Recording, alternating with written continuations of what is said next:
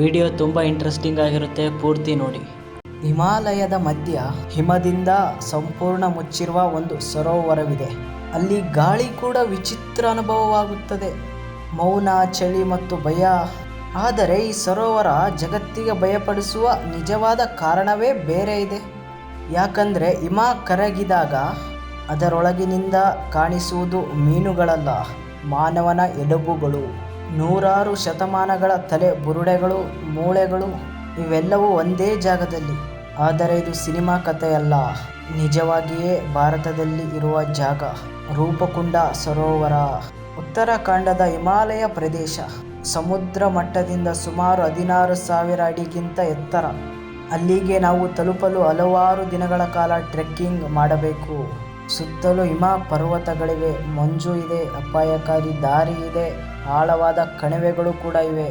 ರಾತ್ರಿ ಆದ ಮೇಲೆ ಅಲ್ಲಿ ಟೆಂಪರೇಚರ್ -ಗೆ ಇಳಿಯುತ್ತದೆ. ಒಮ್ಮೆ ಅಲ್ಲಿ ಸಿಲುಕಿದರೆ ಬದುಕಿ ಬರೋದೇ ಕಷ್ಟ. ಆದರೆ ಆ ಭಯಾನಕ ಸ್ಥಳದಲ್ಲಿ ಸಾವಿರಾರು ವರ್ಷಗಳ ಹಿಂದೆ ಜನ ಏನು ಮಾಡುತ್ತಿದ್ದರು? 1942 ಒಬ್ಬ ಬ್ರಿಟಿಷ್ ಫಾರೆಸ್ಟ್ ಆಫೀಸರ್ ಆ ಪ್ರದೇಶದಲ್ಲಿ ಹೋಗುತ್ತಿದ್ದ. ಹಿಮ ನಿಧಾನವಾಗಿ ಕರಗುತ್ತಿತ್ತು. ಅಚಾನಕ್ ಆಗಿ ಸರೋವರದ ಹತ್ತಿರ ಬಿಳಿ ಬಣ್ಣದ ವಸ್ತುಗಳು ಕಾಣಿಸಿದವು. ಮೊದಲು ಕಲ್ಲು ಅಂತೆ ಕಾಣಿಸಿತು, ಆದರೆ ಹತ್ತಿರ ಹೋಗಿ ನೋಡಿದಾಗ ಅದು ಮಾನವನ ತಲೆ ಬುರುಡೆ. ಅವನು ಸಂಪೂರ್ಣ ಶಾಕ್ ಆಯಿತು. ನೂರಾರು ಸ್ಕೆಲಿಟನ್ಗಳು ಅವನ ಕಣ್ಣಿಗೆ ಬಿದ್ದವು. ಕೆಲವು ಸ್ಕೆಲಿಟನ್ಗಳ ಮೇಲೆ ಇನ್ನೂ ಚರ್ಮದ ಗುರುತು, ಕೂದಲು, ಶೂಸ್ ಮತ್ತು ಮರದ ವಸ್ತುಗಳು ಇದ್ದವು. ಅದನ್ನು ನೋಡಿದಾಗ ಅವನು ಒಂದು ಕ್ಷಣ ಭಯದಿಂದ ನಡುಗಿದನು. ಆ ಸಮಯದಲ್ಲಿ ವರ್ಲ್ಡ್ ವಾರ್ ನಡೆಯುತ್ತಿತ್ತು. ಬ್ರಿಟಿಷ್ ಸರ್ಕಾರಕ್ಕೆ ಒಂದು ದೊಡ್ಡ ಅನುಮಾನ ಬಂತು. ಇವರು ಜಪಾನೀಸ್ ಸೋಲ್ಜರ್ಸ್ ಆಗಿರಬಹುದು. ಅವರು ಇಂಡಿಯಾ ಒಳಗಡೆ ಬರಲು ಪ್ರಯತ್ನಿಸಿದಾಗ ಹಿಮಾಲಯದಲ್ಲಿ ಸತ್ತರು ಎಂದು ತಿಳಿದುಕೊಂಡ. ತಕ್ಷಣ ಇನ್ವೆಸ್ಟಿಗೇಷನ್ ಪ್ರಾರಂಭವಾಯಿತು. ಆದರೆ ಪರೀಕ್ಷೆಯ ನಂತರ ನಿಜವಾದ ಸತ್ಯ ಗೊತ್ತಾಯಿತು. ಅದು ಕೇಳಿದ ತಕ್ಷಣ ಬೆಚ್ಚಿ ಬಿದ್ದರು. ಸೈಂಟಿಸ್ಟ್ ಸ್ಕೆಲಿಟನ್ಗಳನ್ನು ಪರೀಕ್ಷೆ ಮಾಡಿದಾಗ ಒಂದು ಶಾಕಿಂಗ್ ಸತ್ಯ ಏನಂದರೆ, ಈ ಸ್ಕೆಲಿಟನ್ಗಳು ಸುಮಾರು 12,000 ವರ್ಷಗಳ ಹಳೆಯದು ಎಂದು ರುಜುವಾತು ಆಯಿತು. ಅವರು ಸಾವಿರಾರು ವರ್ಷಗಳ ಹಿಂದೆ ಬದುಕಿದ್ದ ಜನರು. ಅತ್ಯಂತ ವಿಚಿತ್ರ ವಿಷಯ ಏನು ಗೊತ್ತಾ? ಬಹುತೇಕ ಸ್ಕೆಲಿಟನ್ಗಳ ತಲೆ ಮೇಲೆ ಒಂದೇ ರೀತಿಯ ಗಾಯ, ಮೇಲಿನಿಂದ ಬಿದ್ದ ಗಟ್ಟಿಯಾದ ಹೊಡೆತ. ಆದರೆ ಯುದ್ಧದ ಗುರುತುಗಳೇ ಇಲ್ಲ. ಕತ್ತಿ ಇಲ್ಲ, ಬಾಣ ಇಲ್ಲ, ಹಿಂಸೆ ಗುರುತುಗಳೂ ಇಲ್ಲ. ಹಾಗಾದರೆ ಅವರು ಹೇಗೆ ಸತ್ತರು? ಹಲವಾರು ವರ್ಷಗಳ ರಿಸರ್ಚ್ ನಂತರ ಸೈಂಟಿಸ್ಟ್ ಒಂದು ಟ್ರಸ್ಟ್ ಹೇಳುತ್ತಾರೆ. ಸುಮಾರು 12 ವರ್ಷಗಳ ಹಿಂದೆ ಒಂದು ದೊಡ್ಡ ಯಾಂತ್ರಿಕರ ಗುಂಪು ಹಿಮಾಲಯ ದಾಟುತ್ತಿತ್ತು. ಅದೇ ಸಮಯದಲ್ಲಿ ಅಚಾನಕ್ ಆಕಾಶ ಕಪ್ಪಾಯಿತು. ಭಾರೀ ಗಾತ್ರದ ಹಿಮ ಕಲ್ಲುಗಳು ಬೀಳಲು ಪ್ರಾರಂಭವಾಯಿತು. ಅದು ಸಾಮಾನ್ಯ ಐಸ್ ಬಾಲ್ಸ್ ಅಲ್ಲ, ಕ್ರಿಕೆಟ್ ಬಾಲ್ ಗಾತ್ರದ ಐಸ್ ಸ್ಟೋನ್ಸ್.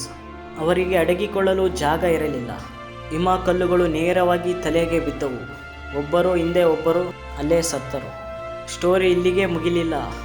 DNA ಪರಿಶೀಲನೆ ಸೈಂಟಿಸ್ಟ್ ಇನ್ನೊಂದು ಶಾಕಿಂಗ್ ಟ್ರಸ್ಟ್ ಕೊಟ್ಟರು. ಇಲ್ಲಿಂದ ಸ್ಕೆಲಿಟನ್ಗಳು ಒಂದೇ ಗಾತ್ರದಲ್ಲಿ ಇರಲಿಲ್ಲ. ಇಂಡಿಯನ್ ವರ್ಗೇನ್, ಕೆಲವರು ಮೆಡಿಟೇರಿಯನ್ ವರ್ಗೇನ್.